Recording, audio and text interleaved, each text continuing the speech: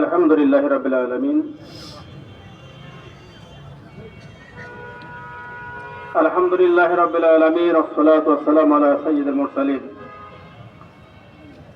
ইসলামী আন্দোলন বাংলাদেশ আরাজুর উপজেলা কর্তৃক আয়োজিত আজকের এই গণসমাবেশে সংগ্রামী সভাপতি মাওলানা আবু সালেহ সালেনুর মঞ্চে আজকের উপবিষ্ট আছেন।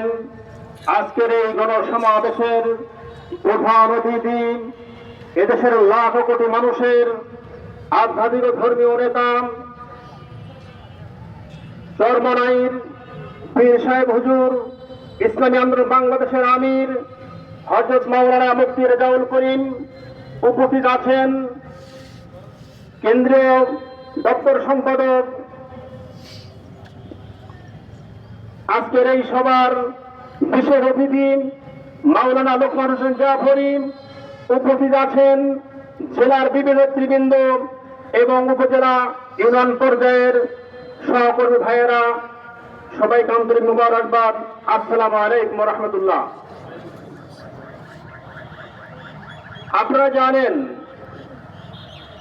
যে আমরা গেল 5 তারিখে বৈষম্য বিরোধী ছাত্র জনতার এই সংগ্রামের মধ্য দিয়ে বাংলাদেশের ফ্যাসিস্ট সরকারের যে পতন ঘটেছে, এই পতনের মাধ্যমে বাংলাদেশ আবার দ্বিতীয়বার স্বাধীনতা অর্জন করেছে।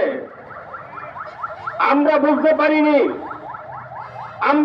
পারিনি যে এই ফ্যাসিস্ট স্বৈরাচার সরকার তারা যে আয়নাঘর তৈরি করেছে, আজকে 5 তারিখে তাদের পতন না হলে এটা এই দেশের মানুষ জানতে পারতো না।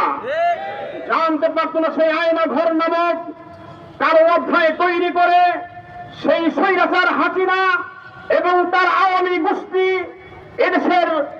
এদেশের লাখো জনতাকে সেখানে আবদ্ধ রেখে দিনের পর দিন নয়, মাসের পর মাস নয়, বছরের পর বছর সূর্যের আলো পর্যন্ত দেখতে দেয় নাই। এত নিষ্ঠুরতম ইতিহাস তারা গড়েছে। আমরা যদি 5 তারিখ না হতো জানতে পারতাম না আওয়ামী স্বৈরশাসনের যারা এমপি ছিলেন, যারা মন্ত্রী ছিলেন, তাদের বাড়ি থেকে বস্তায় বস্তায় টাকা উদ্ধার করা হচ্ছে। এত লুটপাট তারা করেছে আমরা জানতে পারতাম না। শুধু আওয়ামী লীগই নয়, আওয়ামী লীগের সোনার ছেলেরা যারা যুবলীগ করত, যারা ছাত্রলীগ করত, তারা পর্যন্ত তাদের বাড়িতে লক্ষ লক্ষ কোটি কোটি টাকার বস্তা তারা সেখানে মজুদ রেখেছে, যেটা উদ্ধার হয়েছে 5 তারিখের পরে। আপনারা দেখেছেন যে এই টাকা শুধুমাত্র শেখ হাসিনার পরিবার তারা লক্ষ্যরাজ করেছে, আত্মসাৎ করেছে। তার মেয়ে জয় এবং তার ছেলে সহ তাদের পরিবার যেটা আত্মসাৎ করেছে, সেই টাকা দিয়ে 7টি পদ্মা সেতু উন্নয়ন করা যেত। এত বড় দুর্নীতিবাজ, এত বড় ধোঁকাবাজ হলো এই স্বৈরাচার শেখ হাসিনা সরকার। তাই আমরা বলবো 5 তারিখে আপনারা দেখেছেন